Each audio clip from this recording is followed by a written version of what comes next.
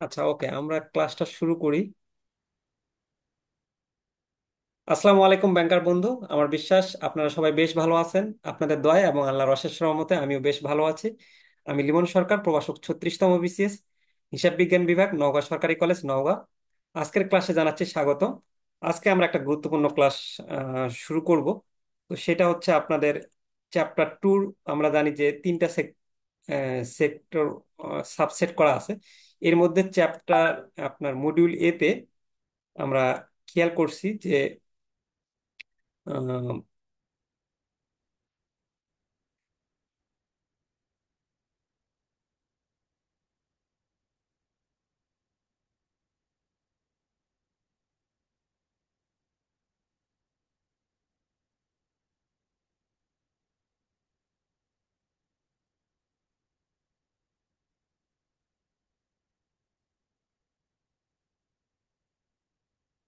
একটু সময় দিন। আচ্ছা, একজন কেউ আমাকে বলবেন যে জাস্ট আমাদের এইটা দেখা যাচ্ছে কিনা। দেখা যাচ্ছে। আচ্ছা, ওকে। এরপর আমরা সব আচ্ছা, ওকে, থ্যাংক ইউ। আমরা যদি কারো কোনো সমস্যা হয় আমি যখন আলোচনায় যাব তখন বলবেন। তাছাড়া আমরা সবাই মানে আমাদের স্পিকারটা মিউট রাখার চেষ্টা করবো, তাহলে আমরা একটা সুন্দর ক্লাস করতে পারবো। তো চলেন আমরা এগোই। আমরা যদি এই টু এর এতে বেসিক্স অফ ম্যাক্রো ইকোনমিক্স এই ফার্স্ট চ্যাপ্টারটা দেখি, তো ফার্স্ট চ্যাপ্টারটা আলোচনা করার পূর্বে আমরা এটার যদি সিলেবাসটা দেখি, সবার আগে সিলেবাস দেখলে আমরা একটা আইডিয়া পাবো। আপনি যদি বিগত বছরের প্রশ্নগুলো দেখেন, 96, 97 এবং 98, এই মডিউল বির যখন সাবচ্যাপ্টার তিনটা করা আছে, এ, বি এবং সি, সেক্ষেত্রে এই এ থেকে প্রতি বছর একটা সেট আসছে কিন্তু। তো ইকোনমিক্সের ক্ষেত্রে যেটা হয় যে আপনি যদি এখানে বিষয়গুলো বুঝতে পারেন, তাহলে গ্রাফগুলো যদি বুঝতে পারেন, তাহলে খুব ইজিলি আপনি কিন্তু মার্কসটা ক্যারি করতে পারবেন, এবং গ্রাফ দিলে এখানে আপনার মার্কস বেশি আসবে। আর গ্রাফ ছাড়া যদি অ্যান্সার করেন তুলনামূলক মার্কসটা কম আসবে। তো সেই ক্ষেত্রে আপনি গ্রাফ বুঝতে পারলে গ্রাফটা দেখে আপনি ওইটার বর্ণনা করা আপনার জন্য একেবারে পানি ভাত। বাট যদি আপনি মুখস্থ মানে মানে না বুঝেই মুখস্থ করতে চান, তাহলে অনেক জটিল হয়ে যাবে। তো যাই হোক, আজকের ক্লাসটা আমরা অনেক ইজি করার চেষ্টা করব, চলেন দেখি। তো এখানে আমরা প্রথমেই দেখছি যে মাইক্রো ইকোনমিক্সের যে ডিমান্ড এবং সাপ্লাই, সেটা নিয়ে এই চ্যাপ্টারে আলোচনা হবে। মার্কেট ইকুইলিব্রিয়াম কিভাবে হয়, shifts and changes in the demand and supply. এটা একটা গুরুত্বপূর্ণ, shift and changes in the demand and supply, যদিও এটা 98তমতে এসেছে। তারপর আমাদের কনজিউমার্স ইকুইলিব্রিয়াম কিভাবে হয়, ওভারঅল। এরপর utility analysis and indifference curve আছে, কিন্তু এটা আমাদের আহ, পরের চ্যাপ্টারে, সাব চ্যাপ্টারে। আমরা মূলত এই পর্যন্ত আজকে আলোচনা করব, মূলত ডিমান্ড এবং সাপ্লাইয়ের বিষয়গুলো নিয়ে আমরা আলোচনা করব। তো ডিমান্ড এবং সাপ্লাই গেলে এখানে আমরা ডিমান্ডের লটা কাকে বলে, ডিমান্ডগুলো কিভাবে পরিবর্তন হয়, সাপ্লাই কাকে বলে, সাপ্লাই ল বলতে আমরা কি বুঝি, সাপ্লাইয়ের হ্রাস বৃদ্ধি কিভাবে হয়, এই জিনিসগুলো নিয়ে আমরা আলোচনা করব। তো চলেন প্রথমে আমরা যে প্রশ্নটা পড়বো, খুবই খুবই গুরুত্বপূর্ণ। যদিও 98তম ব্যাংকিং প্রফেশনাল এক্সামিনেশনে এসেছে, তারপরও কিছু কিছু সময় আমরা দেখেছি যে আমাদের প্রশ্ন আগের বছরেরও রিপিট হয়। তো এই জন্য আমরা একটা ওভারঅল আইডিয়া রাখবো, আর এটা খুব ইজি একটা প্রশ্ন। প্রথমে আমাদের বলছে চাহিদা কাকে বলে, গ্রাফের সাহায্যে চাহিদা বিধিটি ব্যাখ্যা করুন। প্রশ্নটা দেখেন, একই প্রশ্ন কত ভাবে ঘুরে আসতে পারে। আপনি প্রশ্নের অ্যান্সার জানলে আপনি প্রশ্ন যেভাবে আসুক না কেন ওই একই কথা লিখলেই হবে। তারপর আমাদের বলছে চাহিদা সূচি ও চাহিদা রেখা কি এবং তারা কিভাবে সম্পর্কিত। একটা চাহিদা রেখা ডান দিকে নিম্নগামী হয় কেন, এটা এই যে দেখেন আইবিবি টেক্সট বইয়ের 1 নাম্বার প্রশ্ন। বাট এই চাহিদা রেখা ডান দিকে নিম্নগামী হয় কেন এইভাবে না বলে আপনার 98তম বিপিএ তে এসেছিল যে চাহিদা কাকে বলে, গ্রাফের সাহায্যে চাহিদা বিধিটি ব্যাখ্যা করুন। অর্থাৎ এটা আপনি পারলে আলটিমেটলি এই প্রশ্নটাও কিন্তু পারবেন। অথবা কেন চাহিদা রেখা নিচের দিকে ঢাল হয়, এইভাবেও প্রশ্নটা আসতে পারে। অথবা একটা কাল্পনিক চাহিদা সূচি থেকে চাহিদা রেখা অঙ্কন করুন। আমরা যদি ইংলিশে দেখি, ডিমান্ড কাকে বলে, law of demand with the help of diagram বলছে। What are the demand schedule and demand curve and how are they related. Demand schedule বলতে কি বোঝেন, ডিমান্ড কার্ভ এবং কিভাবে তারা রিলেটেড। কেমনও demand curve slope downward, downward মানে ওই যে নিচের দিকে বোঝাচ্ছে। অথবা demand curve slope downward to the right, কেন ডান দিকে এটা যায়। অথবা আপনাকে বলছে যে একটা ডিমান্ড কার্ভ থেকে আপনি, ডিমান্ড শিডিউল থেকে একটা ডিমান্ড কার্ভ আলোচনা করেন, আঁকেন আর কি, চাহিদা রেখা আঁকেন। তো চলেন আমরা আলোচনা শুরু করি এটা। উম, একটু সময় দিবেন। এখানে আমাদের এই এটা আসলো কি করে।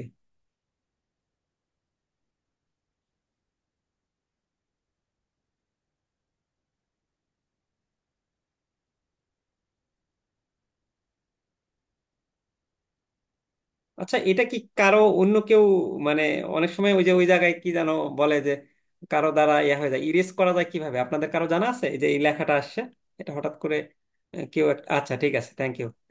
না, এটা আবার আসছে তো দেখতেছি। আচ্ছা, এটা ইরেজ করার অপশন আছে নাকি, দেখি তো। হ্যাঁ, হয়েছে। ওকে।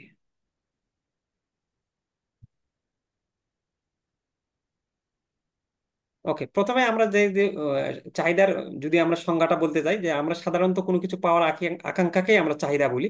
কিন্তু ইকোনমিক্সের ভাষায় চাহিদা হতে গেলে তিনটা জিনিস হওয়া লাগে। একটা বলতেছে যে আপনার কোনো দ্রব্য পাওয়ার ইচ্ছা থাকতে হবে। তারপর বলতেছে যে কোনো দ্রব্য ক্রয়ের আর্থিক সামর্থ্য থাকতে হবে, এবং ওই দ্রব্য ক্রয়ে অর্থ ব্যয়ের ইচ্ছা থাকতে হবে। অর্থাৎ আপনি একটা জিনিস চিন্তা করেন, আমরা উদাহরণ হিসেবে বলছিলাম এর আগে, যে যদি একটা ভিক্ষুক তার গাড়ি পাওয়ার ইচ্ছে করলো, কিন্তু তখন সেটা কিন্তু আমরা ইকোনমিক্সের চাহিদা বলবো না, কারণ তার গাড়িটা কেনার মানে পাওয়ার ইচ্ছা থাকতে পারে, বাট গাড়ি কেনার সামর্থ্য নাই। আর আমরা যদি একটা রিসম্যানের, কৃপণ রিসম্যানের কথা চিন্তা করি, তার আহ, গাড়ি কেনার সামর্থ্যও আছে, আবার গাড়ি নেওয়ারও ইচ্ছা আছে, বাট ওই যে কৃপণ মানুষ, সে গাড়ি কেনার জন্য অর্থ ব্যয় করতে কিন্তু চাইবে না। আর আমরা অপরদিকে যদি বলি যে একটা স্টুডেন্ট, তার একটা ইকোনমিক্স বই কেনার ইচ্ছা আছে, ইকোনমিক্স বই কেনার আর্থিক সামর্থ্য আছে, এবং ওই ইকোনমিক্স বই কিনতে তার অর্থ ব্যয়ের ইচ্ছা আছে। তাহলে এই যে যখন তিনটা জিনিসই পূর্ণ হবে আমাদের, তখনই আমরা শুধুমাত্র চাহিদা বলতে পারবো তখন কি আর কি।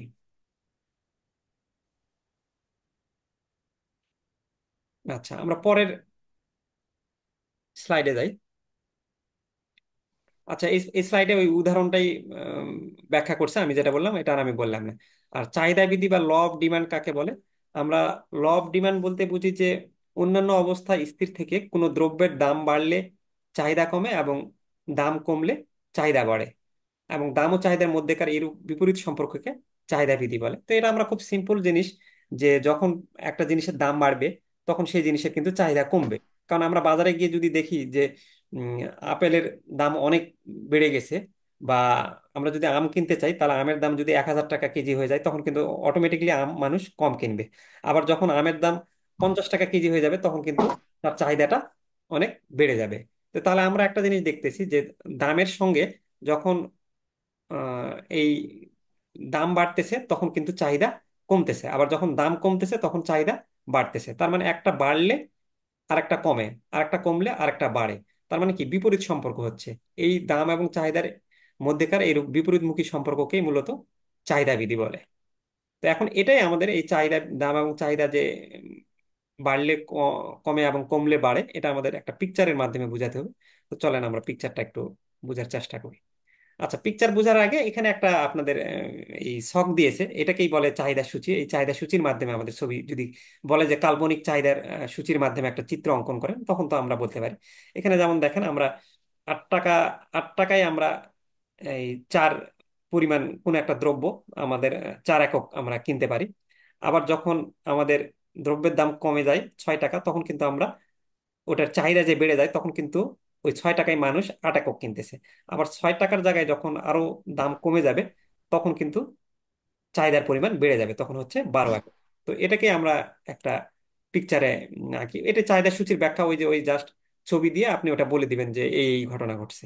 আর চাহিদা রেখা, এখন এই চাহিদা রেখাটা আমরা চলেন যাই, ওই চাহিদা রেখাও আপনার যেটা বুঝাবে সেটাই। তো এই কাল্পনিক চাহিদা সূচি থেকে যদি আপনার চাহিদা রেখা অঙ্কনের কথা বলে, তখন আপনি এমনি একটা কাল্পনিক এরকম ভাবে দ্রব্যের দাম দেখাবেন একদিকে, আর একদিকে আপনি এই চাহিদার পরিমাণ দেখাবেন, এবং আপনি এখানে দেখাবেন যে দাম যত কমবে চাহিদার পরিমাণ তত বাড়বে। এটা একটা নিজের মতন করে আপনি শিডিউল করবেন, এবং এই দুটা শিডিউলের এই যে একটা বিন্দু এ বি সি দিবেন, কারণ এই এ বি সি বিন্দু দিয়ে আমরা একটা চিত্র আঁকবো। তো আমরা চিত্রতে গেলে তখন ইজি হয়ে যাবে। আমরা এই যে একটা কাল্পনিক চাহিদা সূচি করছি। আচ্ছা, প্লিজ কারো যদি ইয়া থাকে একটু মিউট করবেন, আমরা ক্লাসটা সুন্দর করে করতে চাই। আচ্ছা, ওকে। তো আমরা এখন আপনাদের, এই যে আমি এই সাইডে একটা চাহিদা সূচি দিয়েছি, এই সূচি অনুসারে আমরা যদি চাহিদা রেখা অঙ্কন করি, তো আমি একটা চাহিদা রেখা অঙ্কন করার চেষ্টা করি, আপনাদের জন্য ইজি হবে তখন। উম,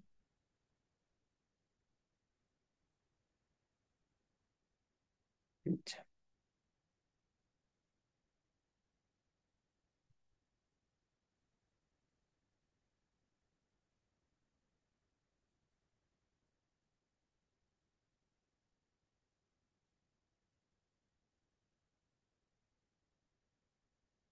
মনে করেন যে আমরা এই ও এবং এক্স হচ্ছে একটা অক্ষরেখা, ভূমি অক্ষরেখা, এবং ও ওয়াই হচ্ছে একটা লম্ব অক্ষরেখা। এখন এই ও এক্স এ আমরা হচ্ছে হলো চাহিদার পরিমাণ, চাহিদার পরিমাণ বলতে কিউডি, কোয়ান্টিটি ডিমান্ড, আর এইদিকে ওয়াই অক্ষে আমরা দামের পরিমাণ পি দ্বারা প্রকাশ করলাম। হ্যাঁ, তো এখানে আমরা যদি একটু খেয়াল করি, আপনারা দেখবেন যে আমাদের এখানে ডিমান্ড শিডিউলে দেওয়া আছে হচ্ছে হলো দাম 4, 6, 8। তাহলে আমরা তিনটা ইয়া করি, এখানে একটা 4 দিলাম, তারপর আমরা দিলাম 6, আর এটা মনে করলাম 8।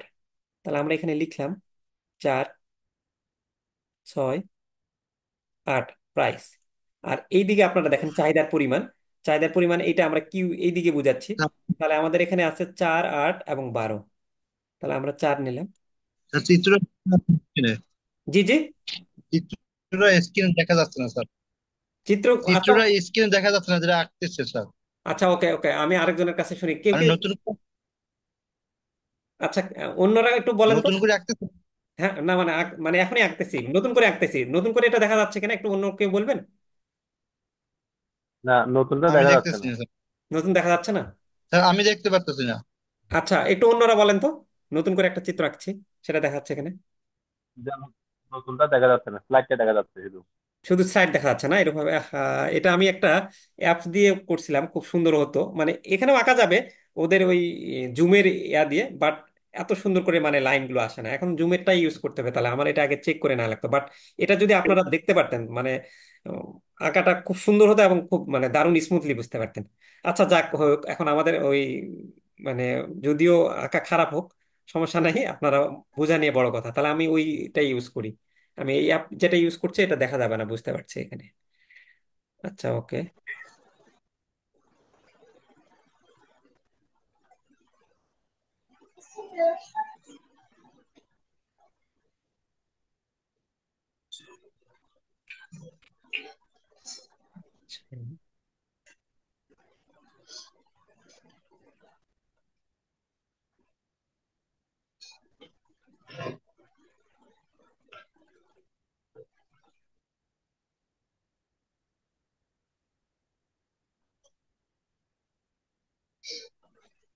আচ্ছা, এখন একটা যদি আমি এই লাইন আঁকতেছি, এটা কি দেখা যাচ্ছে? না, যাচ্ছে না মনে হয়। দেখা যাচ্ছে কি? দেখা না, যাচ্ছে না। না। আচ্ছা, এটা দাঁড়ান তো, একটু এটা শেয়ার করলে করা যায় কিনা একটু। আচ্ছা, এটা আমি নেওয়ার পরে উম,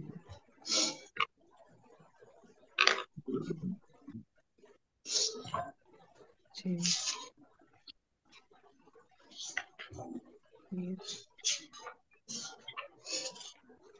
স্যার হ্যাঁ বলছি, এই স্লাইডে যে চিত্র আছে আপনি কার্সর দিয়ে এইটা আর বুঝাই দিলে মনে হয় আমরা সবাই মনে হয় বুঝতে পারবো, আশা করি স্যার।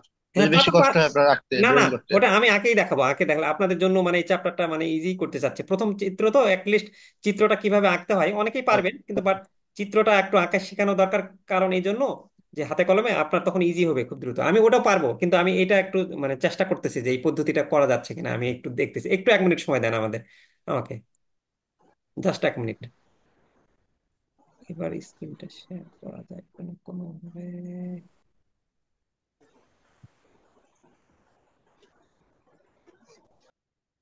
এটা হবে না, বুঝা যাচ্ছে।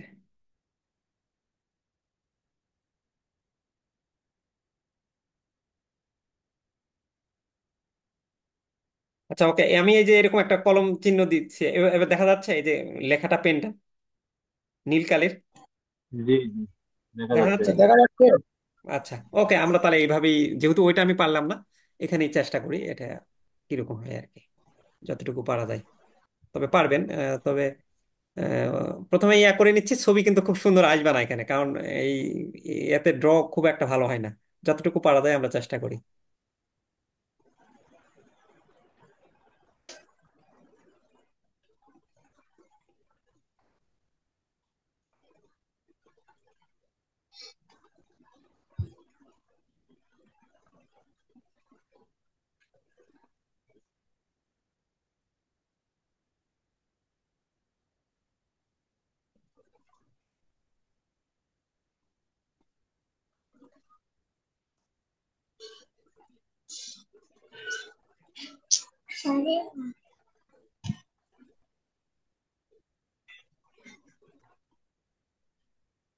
আচ্ছা, আমরা মনে করলাম যে এইটা হচ্ছে হলো একটা ও এক্স রেখা আর এটা হলো একটা ও আই রেখা। হ্যাঁ, তো এখানে আমরা এইদিকে পি মানে প্রাইস, আমরা দাম নির্দেশ করলাম। আর এইদিকে হচ্ছে হলো আমরা কিউ মানে কোয়ান্টিটি নির্দেশ করলাম।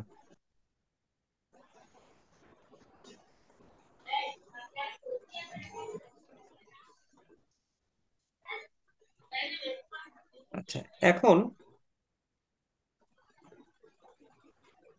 এইদিকে আমাদের দাম যেদিকে নির্দেশ করছি, এখানে শিডিউলে কি দেখতে পাচ্ছি আমরা, 4, 6, 8।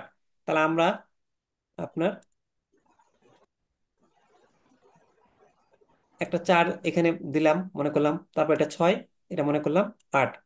তাহলে এখানে আমরা লিখলাম 4, এটা লিখলাম 6, এটা লিখলাম 8 টাকা দাম। আর এইদিকে চাহিদার পরিমাণ কোয়ান্টিটি, আমরা এই ও এক্স অক্ষে এটা কিন্তু চাহিদা দেখাচ্ছি এবং ও আই অক্ষে এটা কিন্তু দাম দেখাচ্ছি। তাহলে চাহিদার পরিমাণ আমরা দেখতেছি 4, 8, 12। তাহলে আমরা এখানে লিখলাম একটা 4, আমরা একটা 8 দিলাম, আর একটা হলো 12। তাহলে এখানে লিখলাম আমরা 4, এটা লিখলাম 8, এটা লিখলাম আমরা 12। এখন আপনি দেখেন এখানে আমাদের যখন 8 টাকা দাম হয়, তখন আমি জিনিসটা কিনতে পারি মানে 4 একক। তাহলে আমরা এই যে এই 8 একক যখন হয়, তখন হচ্ছে হলো আমার 4 একক চাহিদা। 8 টাকা দামে আমি 4 টাকা জিনিস কিনতে পারি। তারপর আমি এখানে দাম কত আছে, 6 টাকা। 6 টাকা দামে আমি জিনিসটা পাই কত, 8 একক। এই যে 8 থেকে যখনই আপনার দাম কমে 6 টাকা হইলো, তাহলে যখনই আপনার দাম কমে যাবে তখন কি চাহিদার পরিমাণ বাড়বে না? তাহলে এই পয়েন্টে আমরা গেলাম। তাহলে যখন দাম 6 টাকা কম হবে তখন চাহিদার পরিমাণ কত, 8 একক। তাহলে এই যে চাহিদার পরিমাণ 8 একক, আগে ছিল আপনার 8 টাকায় আপনি 4 একক পাচ্ছেন, তাহলে 6 টাকায় এখন কত, 8 একক হচ্ছে। তাহলে চাহিদা বেড়ে গেল, আপনি আরো দাম কমাই দিলেন, 6 টাকার জায়গায় 4 টাকা, আপনার এই যে চিত্রে দেখতে পাচ্ছেন 4। আর তাহলে এখানে 4 আছে, তাহলে চাহিদা তখন কি হবে, মানে 6 টাকায় যদি আপনি 8 একক পান, তাহলে এখন দাম কমে গেছে, তাহলে ওই 4 টাকায় তখন আরো মানুষ কিনবে ওই জিনিস। তাহলে 4 টাকায় তখন কি হয়ে যাবে, 12 হয়ে যাবে। তাহলে আমরা 4 টাকায় দ্রব্যের পরিমাণ 12 হলো। তাহলে এখন এইটাকে আমরা যখন এইরকম ভাবে যখন এই 3টা রেখা টেনে দিব, এটাকে আমরা ধরলাম এই জায়গায় যে পয়েন্টটা 8 এবং 4, এটাকে আমরা বললাম এ।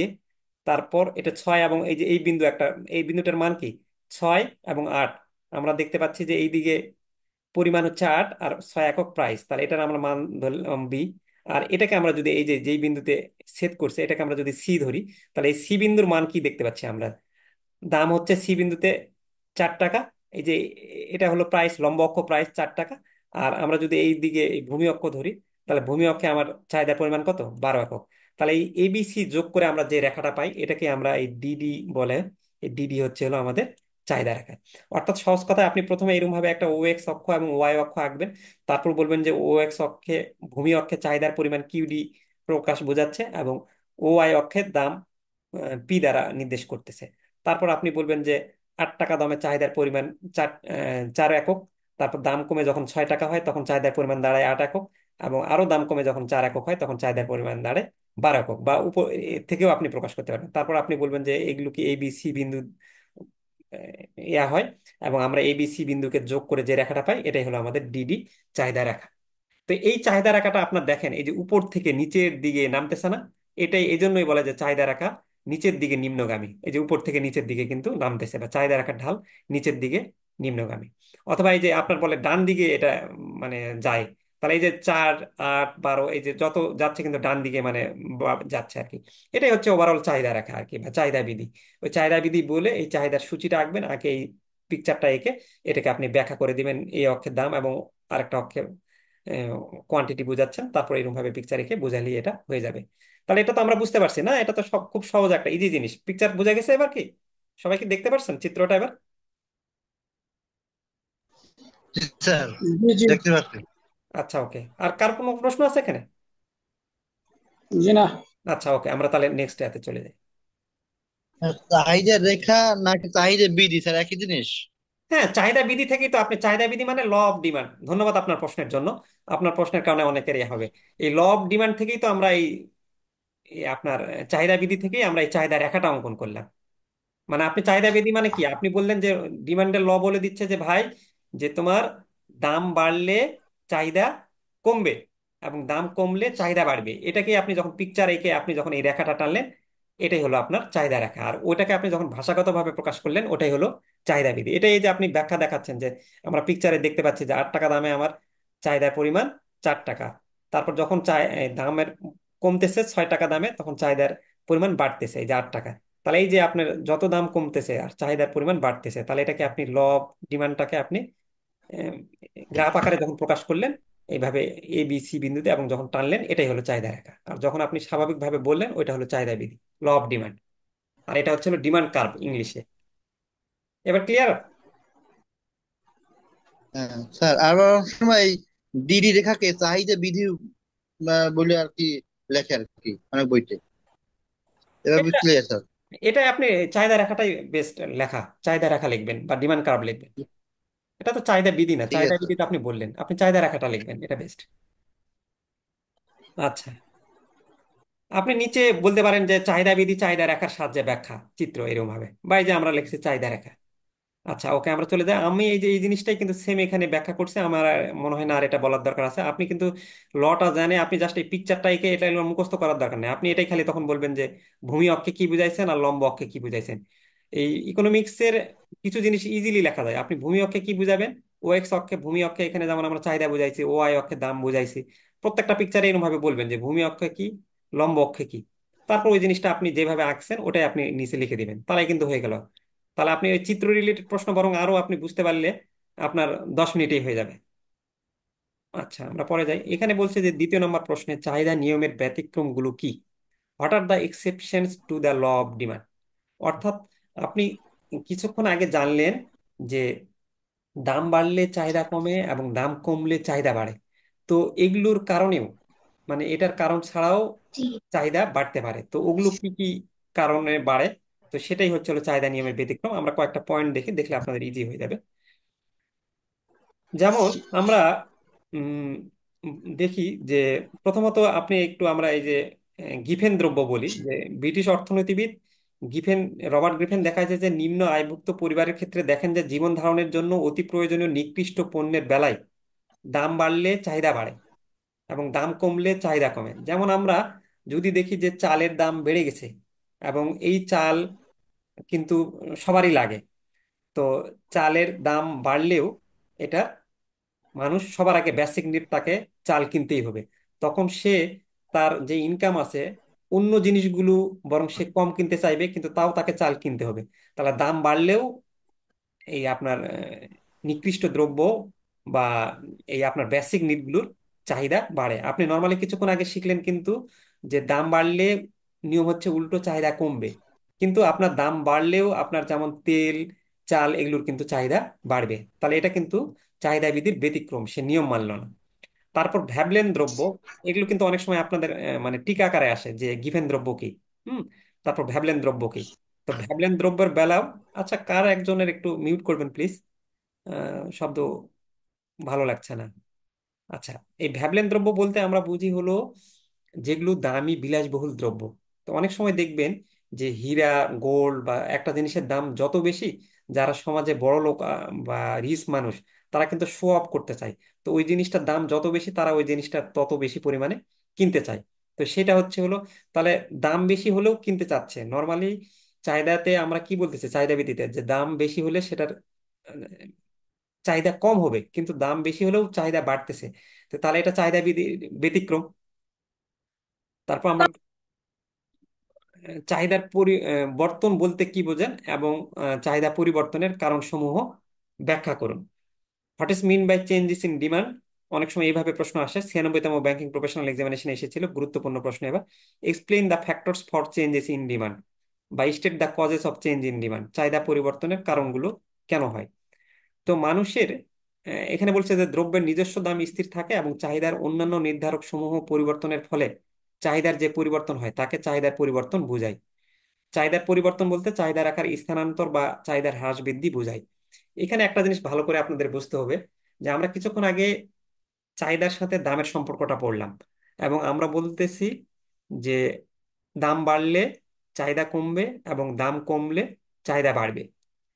তো নর্মালি আপনার বলতেছে যে প্রাইসটা ধরে নেন স্থির আছে, মানে 20 টাকা 20 টাকায় আছে, কিন্তু এই এটা ধরে নিতে বলছে। তারপরও প্রাইস ছাড়াও আরো বেশ কিছু কারণ আছে যে কারণে আপনার ডিমান্ডটা বাড়তে পারে বা কমতে পারে। যেমন প্রথমেই বলছে রুচি ও অভ্যাস। যদি ভোক্তার কোনো কারণে রুচি এবং অভ্যাসের পরিবর্তন হয়, তখন তার কিন্তু চাহিদার পরিবর্তন ঘটে। এখন এই রুচি এবং অভ্যাসের যদি অনুকূল পরিবর্তন হয়, তাহলে কিন্তু চাহিদা বৃদ্ধি পায়। তারপর আয়। আপনার যদি ইনকাম বাড়ে, তখন কিন্তু আপনার চাহিদার পরিবর্তন হবে, তখন কিন্তু আপনি এই দাম বৃদ্ধির দিকে দেখবেন না। সাপোজ আপনার কাছে 30,000 টাকা আছে, আপনার স্যালারি এখন 60,000 টাকা হয়ে গেছে। আপনি 30,000 টাকা থাকাকালীন সময়ে যে লাইফ স্টাইলে আপনি বাজারে গিয়ে মানে যে জিনিসগুলো কিনতেন, যখন 60,000 টাকা হয়ে যাবে, তখন কিন্তু আপনার ইনকাম বাড়ার কারণে আপনি আপনার চাহিদাটাও কিন্তু অটোমেটিকলি পরিবর্তন হবে, মানে বেড়ে যাবে। তখন কিন্তু চাহিদা আপনার কমবে না, প্রাইস যদি ওটাও থাকে। আগে দেখা যাচ্ছে যে আপনি 30,000 টাকায় 1 কেজি মাংস যদি সপ্তাহে একবার খান, তো এখন ওই 1 কেজি মাংসের দাম 1,000 টাকায় আছে, কিন্তু আপনার বেতন যদি 60,000 টাকা হয়ে যায়, তাহলে আপনি 1 কেজির জায়গায় কিন্তু 2 কেজি গরুর মাংস কিনতেছেন। তাহলে কি হচ্ছে, আপনার আয়ের কারণেও চাহিদাটা বাড়তে পারে। আচ্ছা, তারপর সঞ্চয় প্রবণতা। সঞ্চয় প্রবণতা বাড়লে চাহিদা কমে। আপনি যে সেভিংস বেশি রাখতে চাই, তাহলে তার স্বাভাবিকভাবে চাহিদা কমবে। আর সঞ্চয় প্রবণতা হ্রাস পেলে চাহিদা বৃদ্ধি পায়। তারপর আবহাওয়া ও জলবায়ু খুবই গুরুত্বপূর্ণ উদাহরণ। আপনি দেখবেন যে আমরা আহ, গ্রীষ্মকালে কোক বেশি খাই, কিন্তু তখন চাহিদা বেড়ে যায়। আবার শীতকালে কি হয়, আমরা কিন্তু কোক খেতে চাই না। তারপর এই যে এখানে আইসক্রিমের কথা বলছি, আমরা এখন আইসক্রিম খাচ্ছি বেশি। অটোমেটিকলি আবার ওয়েদারের উপর নির্ভর করে যখন শীত আসতেছে, তখন কিন্তু চাহিদা কমে যাচ্ছে।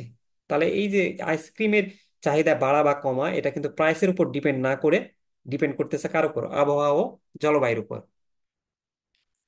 তো এরকম ভাবে জনসংখ্যা বাড়লে চাহিদার বৃদ্ধি পায়। দামের ভবিষ্যৎ গতি। ভবিষ্যতে দাম হ্রাসের সম্ভাবনা থাকলে বর্তমানে দাম কমলেও চাহিদা বৃদ্ধি না পেয়ে কমতে থাকে। এটা একটা মজার ব্যাপার। আপনি কোনো একটা জিনিস, উম, চালের দাম হয়তো বা 20 টাকা কমে গেছে, এখন আপনি চিন্তা করছেন কমে গেছে, তাহলে আপনি কিনবেন।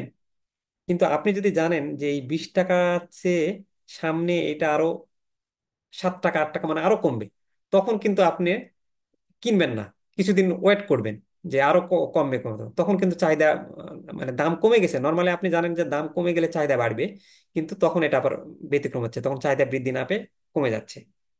তারপর বলছে যে বিকল্প দ্রব্যের দাম। এই যে আপনি দেখা যাচ্ছে যে চার সাথে চিনি খান, তো কোনো কারণে চিনির দাম যদি বেড়ে যায়, তাহলে এই যে চিনির বিকল্প যে গুড়, তখন কিন্তু আপনি চিনি না কিনে তখন গুড় দিয়ে চা খেতে চাইবেন, তখন কিন্তু গুড়ের চাহিদা বেড়ে যাবে। পরিপূরক দ্রব্যের দাম। পরিপূরক দ্রব্যটা আপনার খুব ভালোভাবে বুঝতে হবে। বিকল্প দ্রব্য হচ্ছে কিন্তু চিনি এবং গুড় দুইটা কিন্তু ইন্ডিপেন্ডেন্ট জিনিস, মানে কেউ কারো উপর নির্ভরশীল না। কিন্তু পরিপূরক দ্রব্যের ক্ষেত্রে যেটা হয়, যে একজন আরেকজনের উপর নির্ভরশীল এবং একটার ইফেক্ট আরেকটার উপর পড়ে।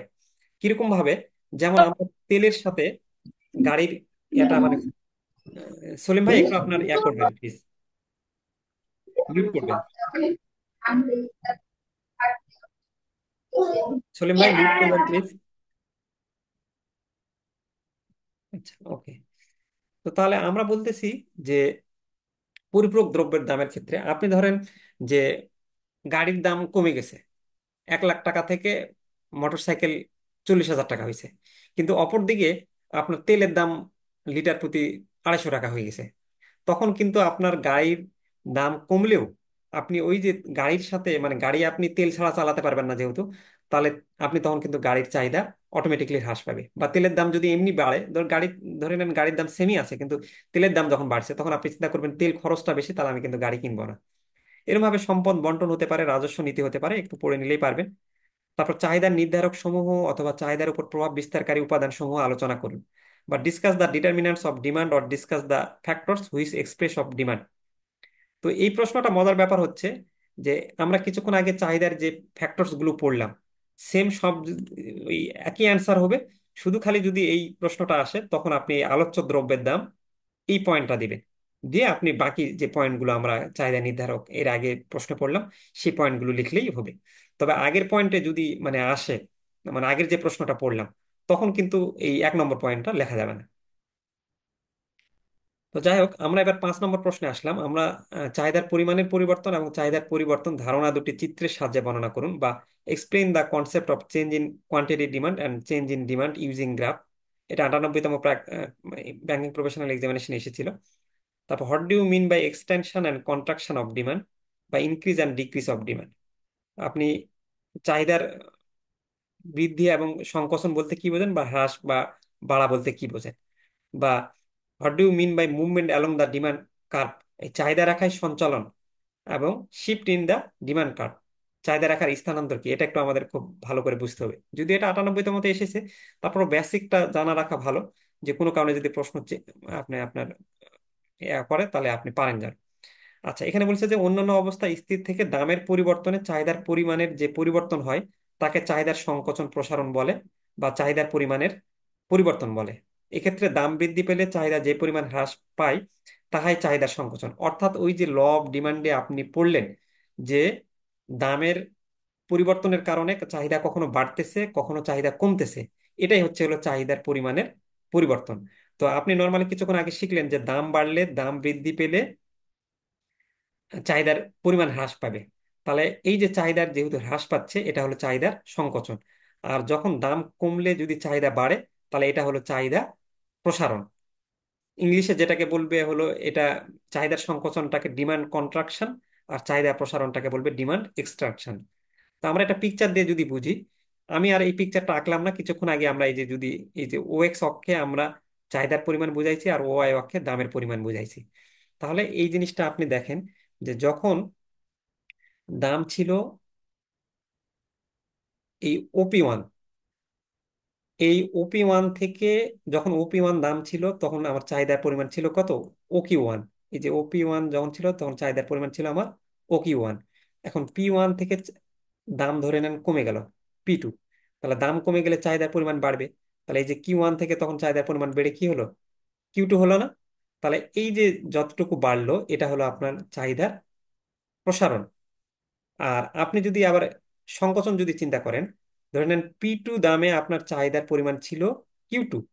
এখন এই P2 থেকে আপনি ধরে নেন প্রাইস বাড়লো।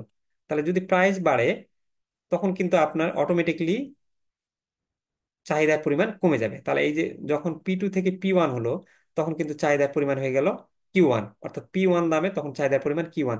তাহলে তখন কি হলো, Q2 থেকে এই Q1 এ সরে আসলো না? তাহলে আপনার কি হলো, আলটিমেটলি চাহিদা হ্রাস হলো। তাহলে এই যে চাহিদা যেটা হ্রাস হলো, সেটাকে আমরা বলতেছি চাহিদা সংকোচন। এখানে অন্যরকম ভাবে বলছে, যে অন্যভাবে বলা যায় যে ডিডি, এই যে আমরা ডিডি একটা চাহিদা রাখা পাইছি, এই ডিডি চাহিদা রাখা বরাবর যখন আপনি এ থেকে বি বিন্দুতে আসতেছেন, আপনি দেখেন এই বিন্দুতে কিন্তু আপনার চাহিদা হলো OQ1। আর যখন বি বিন্দুতে আসতেছেন, তখন চাহিদা কিন্তু আপনার OQ2। তখন এটা এ থেকে বি বিন্দুতে যাওয়াকে বলে চাহিদার প্রসারণ। আর আবার যদি আপনি বি বিন্দু থেকে এ বিন্দুতে যান, এই বি থেকে যদি এতে যান, তাহলে বিতে আপনার চাহিদা ছিল Q2, এতে চলে যাওয়াতে আপনার চাহিদা হয়ে গেল Q1। তাহলে তখন কি হলো, আপনার চাহিদা হ্রাস হয়ে গেল না? আর এই যে একই রেখা বরাবর যেহেতু আপনার বাড়তেছে কমতেছে, এই জন্য এটাকে আমরা বলি চাহিদা রেখা বরাবর সঞ্চালন আর কি। তো এই জিনিসটা সংকোচন প্রসারণ কি বুঝতে পারছেন? কারো কোনো প্রশ্ন আছে সংকোচন প্রসারণে? আচ্ছা, কারো কোনো প্রশ্ন নাই আমি ধরে নিচ্ছি, তাহলে আমি নেক্সটে চলে যাচ্ছি। আচ্ছা, এরপর বলতেছে যে চাহিদার হ্রাস বৃদ্ধি বা চাহিদা রাখার স্থানান্তর পরিবর্তন, decrease increase in demand, shift in demand curve বা চেঞ্জ ইন ডিমান্ড আর কি। কখন আবার এই আপনার শিফট ইন ডিমান্ড কার্ভ হয়? তো কিছুক্ষণ আগে আমরা কিন্তু চাহিদা এবং দামের ক্ষেত্রে উম, দাম বাড়লে চাহিদা কি হচ্ছে, দাম কমলে চাহিদা বাড়ছে কমছে, এটা আমরা দেখলাম। আচ্ছা, আমরা ল অফ ডিমান্ড ছাড়াও আমরা কিছুক্ষণ আগে শিখলাম না যে প্রাইস সেম থাকলেও দেখা যাচ্ছে যে একটা আইসক্রিমের দাম শীতকালে 30 টাকা, এবং গরমকালেও ওই আইসক্রিমের দাম 30 টাকা, কিন্তু শীতকালে ওই দাম সেম আছে, শীতকালে কিন্তু আর চাহিদা কমে যাচ্ছে। আবার গরমকালে 30 টাকাও আছে, তাও চাহিদা বেড়ে যাচ্ছে। তো এই যে প্রাইস ছাড়াও যখন আপনার চাহিদাটা বাড়বে কমবে, তখন এটাকে এই ডিক্রিজ বা ইনক্রিজ ইন ডিমান্ড বা শিফট ইন ডিমান্ড কার্ভ বা চেঞ্জ ডিমান্ড এটাকে বলা হয়। তো এই যে এখানে বলছে যে আমার আর 1 মিনিট এর মধ্যে এটা শিডিউলটা শেষ হবে, আমি এটা রেকর্ড রাখবো, দেন তারপর আপনাদের 10 মিনিট ব্রেক দিয়ে আমরা 10 মিনিট পর আবার বাকি অংশটুকু আলোচনা করবো। আমি গ্রুপে যে লিঙ্কটা দেওয়া আছে ওই লিঙ্ক থেকেই আবার জয়েন করতে পারবেন। তো এটা বলে নিলাম।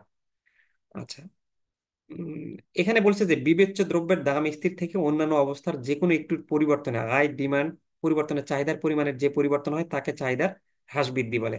মানে চাহিদার ডিক্রিজ ইনক্রিজটা সেটাই যখন আপনার দামটা স্থির থাকবে কিন্তু অন্য কারণে আপনার চাহিদা বাড়বে কমবে। ওই যে আমরা শিখলাম যে কিছুক্ষণ আগে আমাদের আয় বাড়লে চাহিদা বাড়ছে, তারপর দাম যদিও সেম আছে, তারপর আমরা দেখলাম যে ওয়েদারের উপর নির্ভর করে চাহিদা বাড়তেছে, বিভিন্ন কারণগুলো দেখলাম না। তো এই অন্যান্য ফ্যাক্টরের কারণে যখন চাহিদা বাড়বে বা কমবে এটাকে আমরা বলি চাহিদার হ্রাস বৃদ্ধি। বা এখানে আমরা তখন বোঝাতে যখন যাব তখন হলো এটা চাহিদা রেখার স্থানান্তর বা চাহিদার পরিবর্তন, শিফট ইন ডিমান্ড কার্ভ বা চেঞ্জ ইন ডিমান্ড। এটা আমরা পিকচারে যদি যাই তখন আপনারা বুঝতে পারবেন। পিকচারে যাই আমরা।